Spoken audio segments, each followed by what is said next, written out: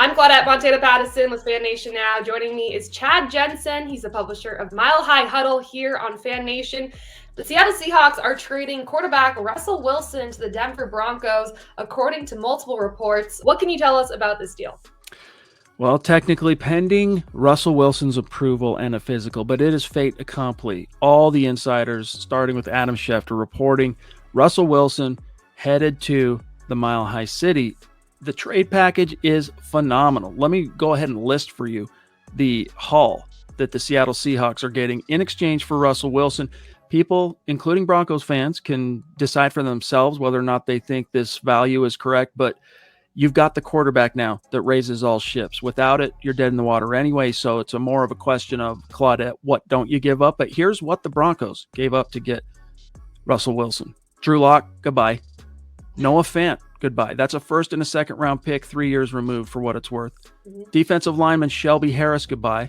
And then 2 first-round picks, 2 second-round picks, and a 5th-round pick. And then the Broncos, along with Russell Wilson, are getting a 4th-round pick. So it's a huge, huge package. And now, Russell Wilson, hey, you got the starter solved. That's a huge thing. Broncos will have to figure out who's going to be behind him on the depth chart because Drew Lock was the only quarterback the team had under contract in 2022, but they just kind of flipped things on its ear. Instead of Drew Lock being the only quarterback under contract this year, now it's Russell Wilson, and the Broncos are a force to be reckoned with, not only in the AFC West, but in the NFL. Right. The quarterback situation with Denver was such a topic of conversation last season. Now they got their starting guy. It's assumed Russell Wilson, of course. Yep. But they're trading Drew Lock. They don't have Teddy Bridgewater anymore because he's entering free agency. So do they dip into this year's draft and draft a quarterback, or what do you think? They're going to have to draft at least one. The question is where. I think it's a pretty safe assumption now. That's not a safe assumption. It's not going to be in the first round. We don't yet know exactly which second-round picks because the Broncos gave up 2 in this Wilson trade. They have 2 this year, including the 64th overall pick, which they got in exchange for the Von Miller trade. So we don't know if it's the 2 this year or if it's maybe the number 40 pick this year and their second-round pick next year, because the Seahawks might have thought, well, that 64, you're basically at the very bottom of round 2. It's almost third-round pick value. Maybe the Broncos get to keep their second round pick, which they got from the Rams this year.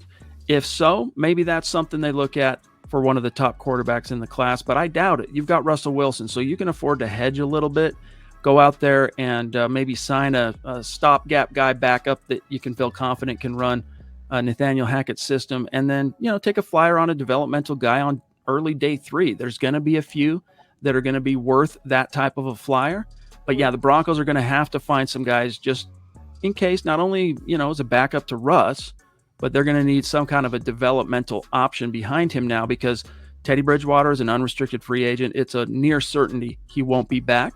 Brett Rippon is a free agent. I think it's restricted free agent, not exclusive rights. So as a restricted free agent, they can tender him, or maybe it is an ERFA. I should have probably known that before we jumped on. But either way, it's a small commitment for the Broncos to get Brett Rippon back.